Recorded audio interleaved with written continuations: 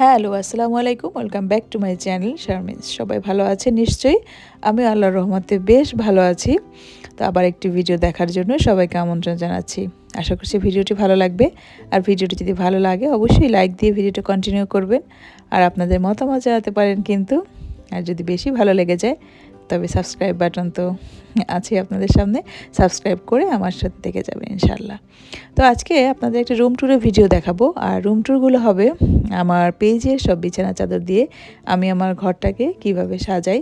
তো আমার বাসার রুমের কালার থিমটা হচ্ছে বিস্কিট কালার, একটু ব্রাউনিশ টাইপের। তো এই জন্য আমি এই ধরনের বিছানা চাদরগুলো চুজ করেছি। আমার পর্দাটা একটু গোল্ডেন, একটু ব্রাউন এই ধরনের কালারটা আমরা আসলে খুব বেশি পছন্দ করি হাজব্যান্ড ওয়াইফ দুইজনই। তো আমাদের সবসময় এই ধরনের কালারই থাকে আমাদের বাসায়, ম্যাক্সিমাম কফি, গোল্ডেন বা একটু এই ধরনের কালারগুলো। হ্যাঁ, আশা করছি বোঝাতে পেরেছি।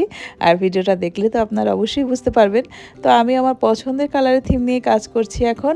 আসলে আমার যে জিনিসটা ভালো লাগে সেই জিনিসটা কিন্তু আমার সবার জন্য করতে ভালো লাগে।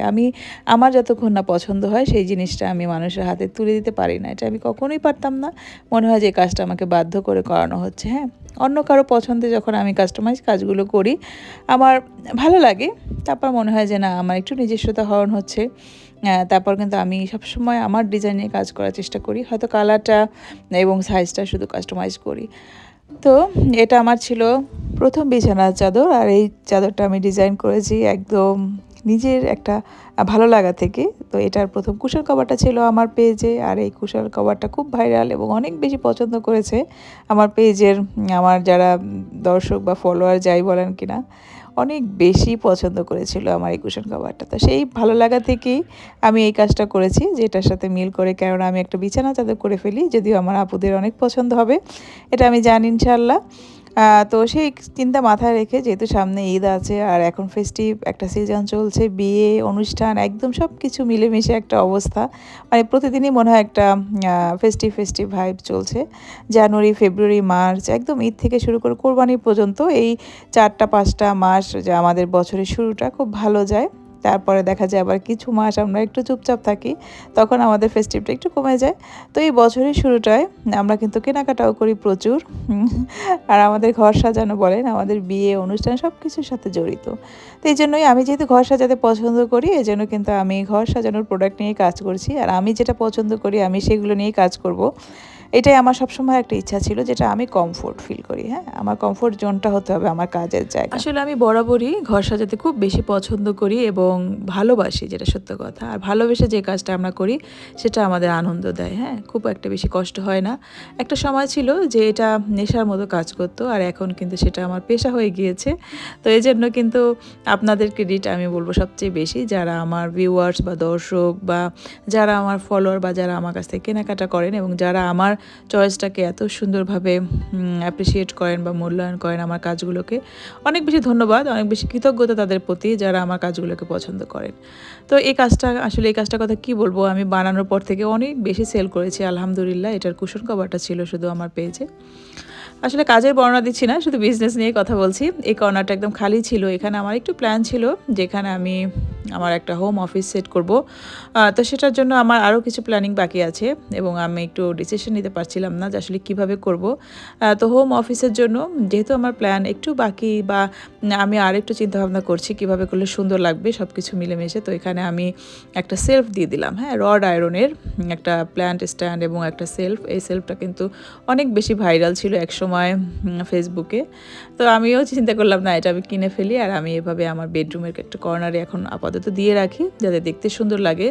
আর একটু বই রাখি। আমার কিন্তু বই পড়তে অনেক বেশি ভালো লাগে, অনেক পছন্দ করি। একসময় ছিল প্রচুর বই পড়তাম, একটা ভালো লাগা কাজ করতো। এখন আসলে বই পড়ার সময় হয়তো অতটা পাই না, কিন্তু বই সামনে রাখতে ভালো লাগে এবং বই সামনে রাখি যে না, এগুলো আমার সাথে আছে, যখন সময় পাবো আমি পড়বো বা আমার একটু দেখতেও ভালো লাগে। তো এই যেভাবে প্ল্যান্ট দিয়ে সুন্দর করে জায়গাটা সাজিয়ে নিয়েছি, কেমন লাগলো অবশ্যই জানাবেন। আপনাদের কমেন্টগুলো পড়তে ভালো লাগে। আর এখানে একটা ফ্লোর ম্যাট দিয়ে দিয়েছি। আসলে একটু কালার না দিলে না হয় না। আমি আসলে সবসময় আমরা একটু কম কালার পছন্দ করি। আমাদের বাসার সবাই একটু কালার একটু মানে কি বলে আছে না যে চকমকে ঝকঝকে এরকম কিছু না, সবসময় একটু মিনিমাল থাকার চেষ্টা করি। তো এই জন্য মাঝে মাঝে আবার একদম কালার না দিলে না একদম মনে হয় যে না নিষ্প্রাণ হয়ে যায়। তো এই জন্য আমি কিছু কিছু জায়গায় আবার একটু কালার অ্যাড করে দিই। যেমন এখানে পাপোশটা একটু কালার দিলাম, আর ওই সাইডের পর্দাটা আমি একটু রেড কালার দিয়েছি।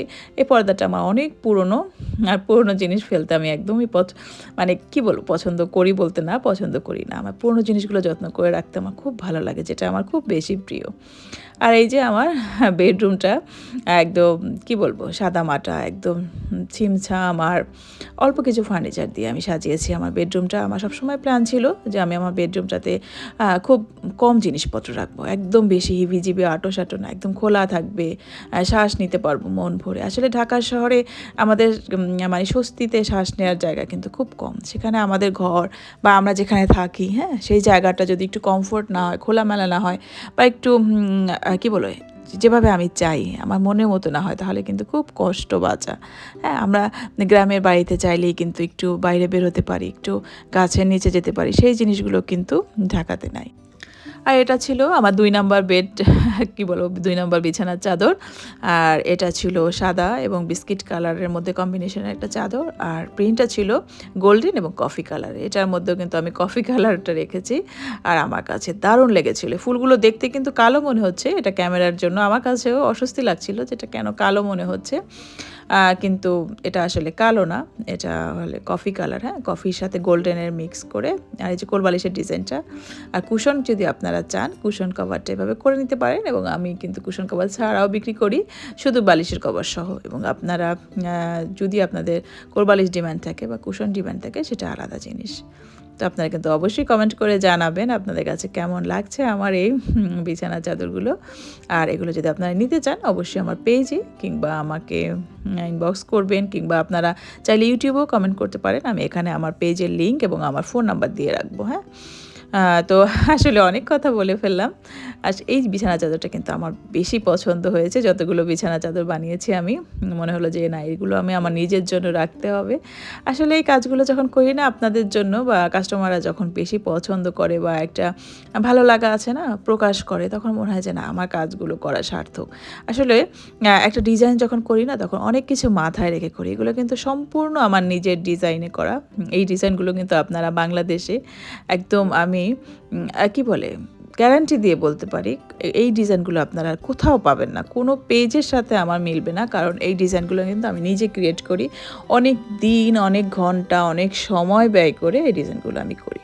আর এটা ছিল আমার 3 নাম্বার বিছানার চাদর, আর এটা কিন্তু আমি একদম এক কালারের উপর করেছি। হ্যাঁ, আর আপনারা প্রত্যেকটা বিছানার চাদর কিন্তু সিমিলার মনে হবে, সিমিলার কালার, কিন্তু ডিজাইন কিন্তু প্রতিটা আলাদা। হ্যাঁ, তো এই রুচিশীল কাজগুলো এবং এই সুন্দর বিছানা চাদরগুলো যারা পেতে চান, বা আপনার ঘরের সৌন্দর্য বাড়াতে যারা এগুলো আপনার বিছাতে চান, তারা কিন্তু অবশ্যই আমাকে নক করতে হবে, আমার পেজ ভিজিট করতে হবে, কিংবা হোয়াটসঅ্যাপে দেওয়া নাম্বারে অবশ্যই মেসেজ করতে হবে।